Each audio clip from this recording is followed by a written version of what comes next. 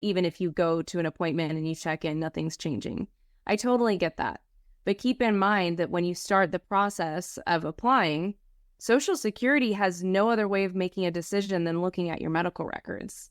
So if they order a few medical records and there's really nothing there, they're going to send you to one of their doctors. It's called a consultative exam. And that doctor in 30 to 45 minutes is going to make an evaluation on whether or not you're disabled. And that's how Social Security is going to make a decision. So if you're not willing to seek out treatment yourself, even if it just means going to appointments and taking their suggestions, trying things, Social Security is going to make a decision based on one evaluation that you had for 30 minutes with a doctor that's hired by them.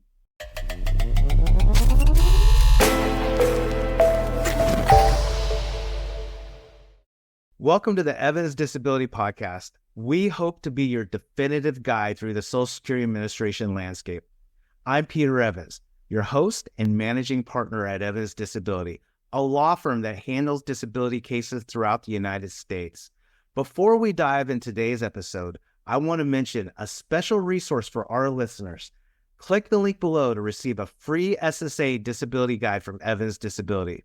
This guide is packed with details on SSA disability programs, expert tips for winning your case, and sample questions from actual disability hearings. Join me as I sit down with special guests, including experienced lawyers, our extremely well-trained staff, and even a former Social Security law judge. If you find our content useful, please hit the like button and don't forget to subscribe to stay updated on our latest discussions. I hope you enjoyed today's episode. Can I stop you right there for 1 second? I just want to backtrack to one of the questions, because one of the things you said is, are you currently working?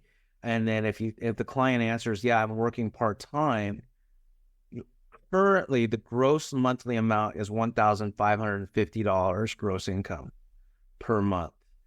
And gross is before taxes and everything is taken out. So when you look at that, if a client is making, and this is my question for you, if a client is making $1,540 and they're technically legally still eligible, what do you say, Ivy, to that client? It's tricky. It also depends on what programs they would qualify for if we did proceed. If somebody is only eligible for supplemental security income, it's important to remember that your income is going to be deducted about 50 cents on the dollar from what Social Security would give you. So that's important to know. And then you also have to ask, are you always consistently making under that amount? Right. Because going over even a little bit, it doesn't matter. It's still going over that amount. So typically, if somebody's that close to substantial gainful activity, that amount, we usually wouldn't take that case. And a lot of times, it's exactly, you hit the nail on the head. If they go over even one time for 1 month, it disqualifies them. And they kind of, from what they onset date may be, if they're consistently making $1,545, because it's too much money the one time they go over. And I'll have to do a whole nother podcast, but there's things called unsuccessful work attempt regulations. There's also another regulation called kind of the back to work or failed work attempt. So they have these work attempt rules that you're allowed to, but they take financial documents like your pay stubs and look at what gross income you're making. And if you're that close to SGA, it can, and you are over one time, it can trigger you just to automatically be disqualified. So, it's hard to track, especially when months. It's not always a perfect 2 weeks in a month in a pay period. Sometimes it's an extra couple days in a pay period, and then you work those extra couple days in that pay period. Then you can be disqualified pretty quickly. I've seen it happen. You talked a little bit about workman's comp, and I think that's the bigger picture too, because I wanted to address that too a little bit, because we'll also ask about, are you receiving like auxiliary benefits, like veterans benefits, and I'm sure you're going to get this, workman's comp or other disability benefits through like a different program, right? Like whether it's veteran or even some state programs, like teachers that have paid into different programs. And it sort of depends on some cases. In some states, you cannot get Social Security disability and also get your state disability because they offset, or you didn't pay in, or you only paid in for Medicare and you didn't pay in for the disability portion of Social Security. And some states, they didn't do that. So there's a lot of complexities to it and there's a list of states. We have kind of the list of the states that if you're a teacher in this region of the country and you paid into this, and you're not eligible for this. So and so that's a really important thing, because you don't want to give, you want to do your best to not take on cases that we're not, like you said, giving false hope. Like, oh, all of a sudden you might hope that you're going to get this extra couple $1,000s a month from Social Security or 50, whatever it may be, you're hoping for, when it's not there. And part of asking, part of asking these questions is educating our potential clients or person on the phone looking for help. So even when we figure out, okay, well, we can't really help you, but this is why, and this is the rule, and this is what you fall under. And I think a lot of times people appreciate it, even if we can't help them, because they've learned something that they're pretty much not going to get from calling Social Security and finding it out. And that's why the process can be so frustrating, and for people trying to do it on their own. There's a whole, think about it. We're a law firm that specializes in Social Security disability law, and there's so much that we're still learning. So how is a single person supposed to know everything? So I do think that is really beneficial. Even, if you're watching this and you're just not sure, going through the question, let's just go through the questions together, and you can ask questions of us and we can kind of help you navigate it. Even if you don't qualify, we'll explain why that is, because my intake team, we work weekly training to make sure everybody knows all of this information. So I do think it's beneficial either way. Yeah. What other questions do potential clients get asked in an intake interview with our firm? And so we do ask about work. Like I mentioned briefly, we ask, have you worked 5 out of the last 10 years full-time and paid into Social Security? And then we also ask that. So because with a lot of people call it SSDI, we call it Disability Insurance Benefits. That program, one of the 5 programs, is based on what you pay into Social Security. So it's similar to the way that retirement works. How much you've paid into Social Security and how many work credits you've earned, which is something that it's just a system Social Security has come up with to deem if you will qualify for disability and if you qualify for retirement later on down the line. You have to pay a certain amount into the system in order to get it back. So that's why we ask. When you stop working, those work credits that you earn, they expire about 5 years after that. So it's important for us to know, okay, how long did you work? Did you work all your life, but you stopped working 20 years ago or 10 years ago or even 5 years ago? Or have you worked on and off, but it adds up to a total of 5 years in a 10-year span and you just stopped working?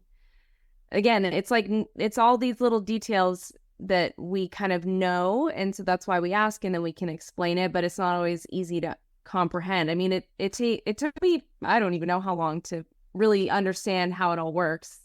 So it's not an easy thing. Yeah. And then we also ask what type of work you've done. Have you been somebody that's been on your feet all day doing construction and lifting heavy things, or are you at a desk doing something that's more sedentary? Those things all matter when you're applying for SSDI or DIB, disability insurance. All those things get taken into account. And we kind of do an estimation of when do we think this person's, what we call as a date last insured.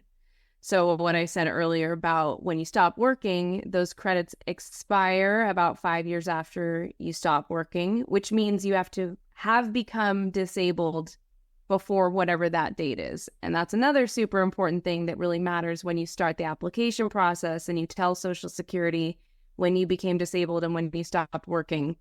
That's another thing that we kind of help you figure out when we do the applications together. And then from there, so that's first evaluating, are you eligible for disability insurance benefits? And remember, I mentioned we have there are 5 programs. So we evaluate all 5 programs, because if you're going to be eligible, we want to make sure we have you apply for all of them.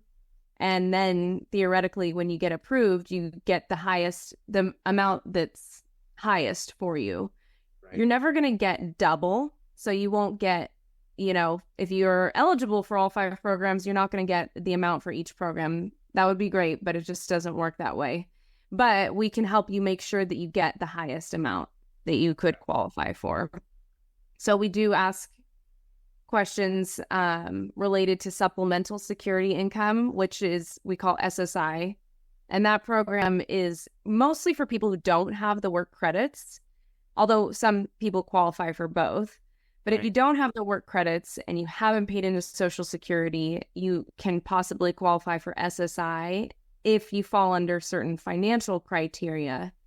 And then we start to ask about assets.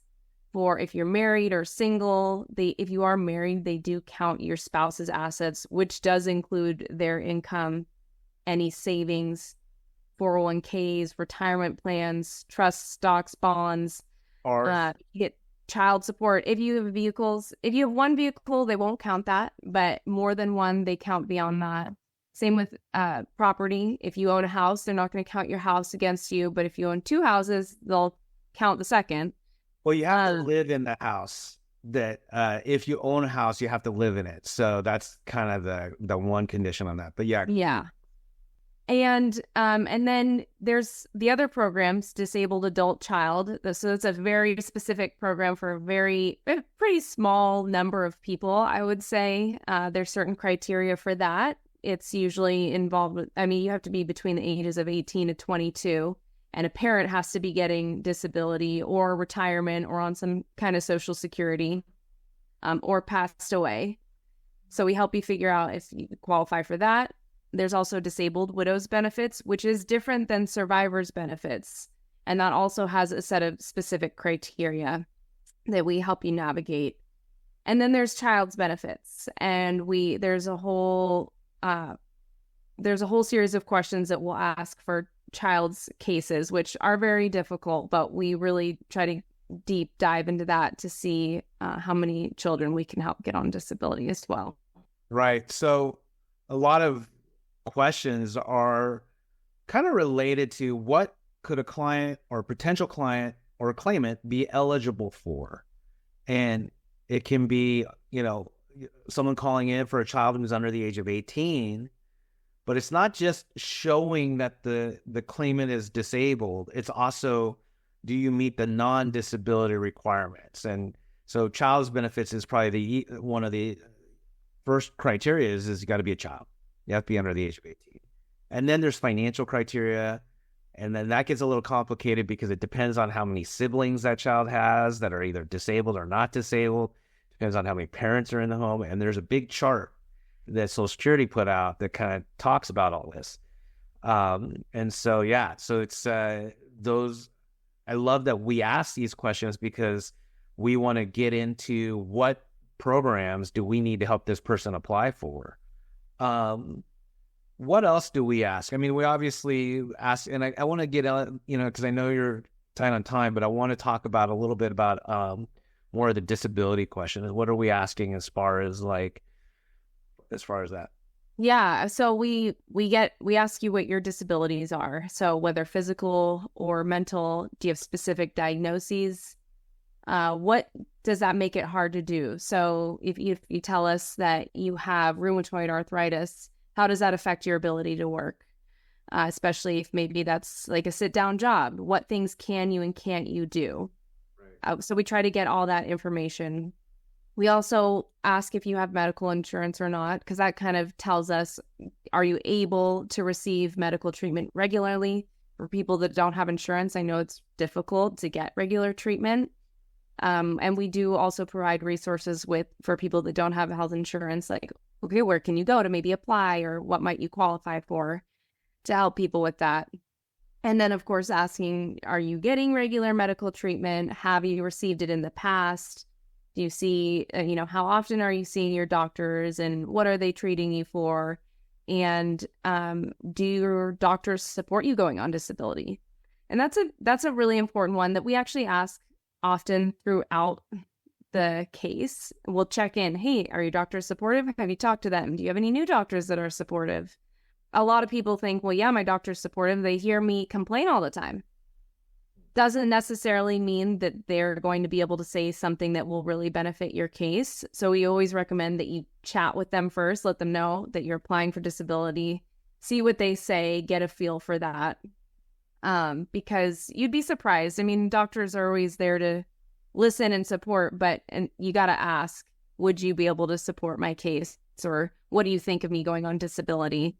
I can't work anymore. What do you think about that? Just to really know where they're coming from. So we help you kind of navigate that with your doctors. Let me Yeah. Sorry to interrupt. Let me ask you a question. What if you get a client who is, meets all the criteria, the non-disability criteria, and they say, I have a bad back. My back's in a lot of pain. But I hate doctors. I don't even have health insurance. I haven't seen a doctor in the last 5 years. I don't care. They can't do anything for me. And I'm not going to go, but I'm disabled. Is that a type of client we would take on? So it depends. This is the conversation that I would have, or my team would have. First of all, I totally understand. It is frustrating if you haven't had good experiences with doctors, or you feel like you're not getting the care that you need, or that's working for you, or it's just not working at all, and you're still having trouble, even if you go to an appointment and you check in, nothing's changing. I totally get that. But keep in mind that when you start the process of applying, Social Security has no other way of making a decision than looking at your medical records. So if they order a few medical records and there's really nothing there, they're going to send you to one of their doctors. It's called a consultative exam. And that doctor in 30 to 45 minutes is going to make an evaluation on whether or not you're disabled. And that's how the Social Security is going to make a decision. So if you're not willing to seek out treatment yourself, even if it just means going to appointments and taking their suggestions, trying things, Social Security is going to make a decision based on one evaluation that you had for 30 minutes with a doctor that's hired by them. Yeah. It's going to be very difficult to win your case. And I totally get where you're coming from, but it'll be really hard for us to help you if you're not willing to take those steps as well. Right. I think that's a great way to put it. And also, one thing about those consultative exams, if you're not even willing to go to those and you're a potential client, like I'm not going to see a Social Security doctor, then you're going to lose. You just flat out lose. I did a podcast with Judge Hyatt about consultative exams and how to prepare for those, which is not only just on our website, but also on our YouTube channel. And the first thing is if you miss it, you're going to get denied. If you skip it, you can reschedule and, communicate, but if you just flat out say, I'm not going to go, then Social Security is going to deny you. And then if you have no other medical records to combat a negative opinion from a Social Security doctor, and there's no other doctors or any other evidence in the file, that's all they have to go off of. So, well, that's why you talked about at the beginning, this is a team effort. Yeah. We can't magically create a win for somebody. It's something that we have to do together. Right. And the client's role is to go get medical treatment and you to take your medications as prescribed, or talk to your doctors if they're not working. And, and we don't do those appointments. We don't go, it's not like your lawyer walks with you to your doctor's appointment and goes in, or our staff does that. So it's a good point. Is there anything else that we should talk about on the intake form that, we're kind of breezing through it? And just for the record, because I know I get a little pushback because as this intake form has grown, it started off as an 18-page intake form that I used to do back 25 years ago, because we used to go in really deep dive into things about sitting, standing, walking, lifting, which changed. And the reason I got rid of some of those questions is because so many of those answers change over the course of a case. So, and now we're down to, I don't know, 4 or 5 pages, whatever it may be. So I know there's one particular member on your team that gives me a hard time about how many questions there are, but I feel like you and I have done a good job of getting it kind of down to like, here's what's really important. Mm-hmm. So, is there anything else on that? Go ahead. Oh, no. And just like I said earlier, what's important and what's important for the client to know and how it pertains to them specifically moving forward, helping set up those expectations. Yeah, no, and it's great. I hope those who are kind of not represented watching this, please know it's not a sales pitch from me to you or from Ivy to you. It's just more like, hey, look, there's information out there that you need to be aware of. There's 5 different programs. There's doctors and you need to go see your doctor and make sure those medical records get in, making sure that you understand that sometimes just because you applied, your case didn't automatically launch, for lack of a better word. We run into that, unfortunately, more often than not, where cases won't launch, and we're trying and trying and trying. We're talking to managers and the managers of the managers, and even sometimes go talk to your local congressperson to get their team to come into offices and be like, hey, what's going on with so-and-so's case? And so there's a lot of things that kind of can happen behind the scenes if you're not represented, that you can't just apply and be like, I'm kind of, going to take my eyes off the ball here. I mean, we have a huge team of people that are constant at every single level, just making sure cases are tracking, and then not just tracking, but also putting forth the best evidence that to put our clients anyway, in the best possible position to win. And so if you're not represented, remember, you kind of have to manage your case along the way. It's not just because I'm an attorney. It's not as intense as managing like a criminal case, where a criminal case can be done in 90 days, from start to finish. There's a ton of work that happens in that 90 days. You're working on that one single case, 40 hours a week plus. Social Security is kind of spread out over 3 years. And I always say there's a ton of work that has to happen up front. Then there's a lot of waiting for Social Security to make a decision. And then a ton of work, if they deny you, a ton of work up front, maybe a little bit along the way, and then waiting. Because it's like the equivalent of taking a ticket at the DMV some days.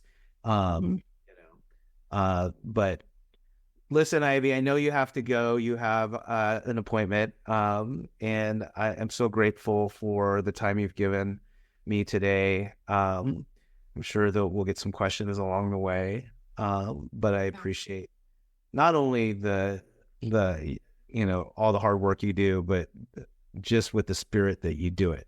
The add value and the mission, and I'm grateful to you. And I hope you know that. I think you do. I for sure how grateful I am. Yeah. So. And anybody, I just want people to know, like, if you have questions, reach out. Yeah. That's literally what we're here for. So. Yeah. I'm going to put our website link. I'm going to put your bio link as well, because we did a great video just kind of introducing who you are. And I'll put a link to our website so people can get our contact us. Also, too, we're still giving out sample questions at the hearing level. So if you're interested in that, click that link. It's going to be in the description below. Make sure to subscribe, hit the like button, all that stuff. It helps us get out there a little bit more. So, all right. Thank you so much. Thanks, Pete.